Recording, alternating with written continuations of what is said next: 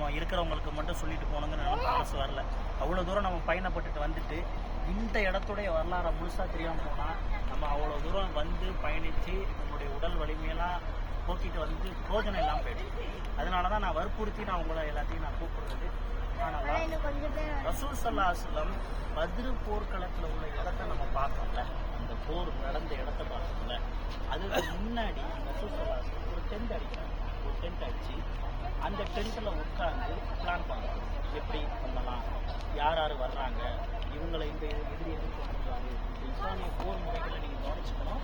இஸ்லாமிய போர்னால் எப்படி நினைக்கணும்னா, இந்த சைடு முஸ்லீம்கள், அந்த சைடு காஃபிர்கள் டக்குனு உள்ள போய் வெட்ட மாட்டாங்க. அப்படின்னு நல்லா கவனிக்கணும். போர் முறைகள் எப்படின்னா, இவங்க தரப்புலேருந்து ஒரு 3 பேர் வர்றாங்க, அவங்க தரப்புலேருந்து ஒரு 3 பேர் வர்றாங்க. எப்படி முஸ்லீம்கள் தரப்புலேருந்து ஒரு 3 பேர் நிற்கிறாங்க, அவங்க தரப்புலேருந்து 3 பேர் வருவாங்க. இந்த 3 பேரும் வந்து யார் இருந்தால் சும்மா சாதாரணமானாலும் வர மாட்டாங்க, நல்லா வீர தீர உள்ளவங்களாக தான் முன் வருவாங்க. முதல்ல அவங்க 2 பேருக்கு தான் அவங்க யுத்தம் நடக்கும். இதை வந்து இந்த டீமும் பார்த்துட்டு இருப்பாங்க, அந்த டீமும் பார்த்துட்டு இருப்பாங்க. முதல்ல இதில் கொல்லப்படுறவங்க யாருங்கிறது தான் அந்த வெற்றியோட தீர்மானமே பாதி வெற்றியாகும். புரிஞ்சா? எடுத்த உடனே இவங்க போய் அடிச்சுக்கிட்டு அவங்க போய் அடிச்சுக்கிட்டு அப்படி இருக்கப்படுறது. ஸோ அப்போ அந்த மாதிரி விஷயங்கள்ல முதல்ல யார் முன்னெடுக்கிறாங்க? ஏன்னா தளபதி ஆரம்பிச்சிருக்காங்க யாரு? ரசூல் ஸல்லல்லாஹு அலைஹி வஸல்லம். சில போர்களில் ரசூல் ஸல்லல்லாஹு அலைஹி வஸல்லம் முன்னு இருக்காங்க. இதில் அதிகமாக வர்றது யாருன்னா அலி பின் அபி தாலிப். அலி ரலியல்லாஹு அன்ஹு வந்து தளபதியாக முன்னிருப்பாங்க. உமர் ரலியல்லாஹு அன்ஹு வருவாங்க.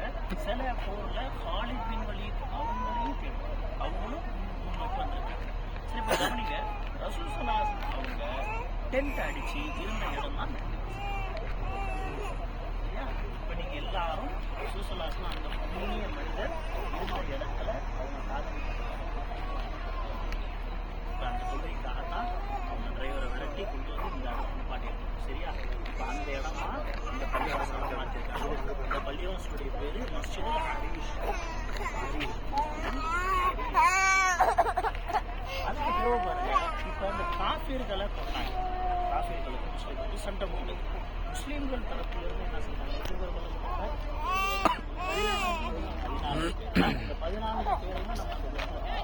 ஆனால் அந்த காஃபிர்கள் தரப்பிலிருந்து குறைஞ்சபட்சம் 70 பேர் ஷஹீதாக, அதாவது கொல்லப்பட்டாங்க. அந்த 70 பேரை என்ன செஞ்சாங்க அப்படின்னா, அடக்கம் வரலாற்றில் வந்து தூக்கி வீசிட்டாங்க. அப்படிங்கிறது ஒரு வரலாற்றில் கிணறு இருந்தது, அந்த கிணத்துல தூக்கி வீசப்பட்டார்கள். ஒரு வரலாற்றில் என்ன ஆகுதுன்னா, தூக்கி ஒரு பள்ளத்தாக்கில் வீசப்பட்டார்கள் அப்படின்னு சொல்லி வருது. அந்த பள்ளத்தாக்கு அந்த கிணறு நல்லா கவனிங்க. இந்த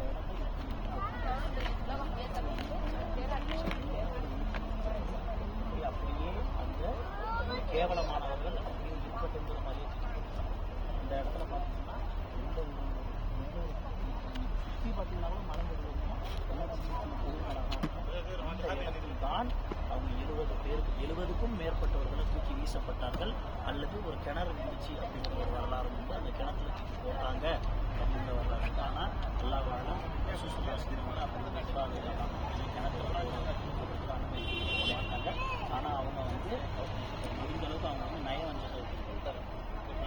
அதனால அவங்க எப்படி செஞ்சாங்களோ என்னன்னு தெரியாது. இப்போ இந்த இடத்துல இருந்து பாருங்க, இந்த மருந்து அவங்க ஒரு பிளான் செய்வாங்க. ஒரு நம்மளுடைய விஷயம், ஒரு வீடு கட்டுறதுக்கு முன்னதாகவோ இல்லை ஒரு வேலை செய்வதற்கு முன்னதாகவோ ஒரு பிளான் பண்ணணும். இது வந்து நமக்கு ஒரு படிப்பனையாக கிடைக்கும். எப்படிலாம் செய்யலாம், என்னென்ன பண்ணலாம், யாரை முன்னெடுக்கிறது, யாரை முன்னாடி இந்த போருக்கு ஆரம்பிக்க செய்வதுங்கிற ஒரு விஷயத்தை அழகாக முன்னெடுக்கணும். இந்த இடத்துல நல்லா நமக்கு அந்த வாய்ப்பை கொடுத்துருக்கான்.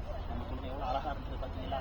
பெண்களுக்கு வந்து நீங்கள் எனக்கு வார்த்தை கேட்டிருந்தா நான் செஞ்சுருக்கேன், இப்படி வந்தால் பள்ளி முறையே கொடுப்பேன்.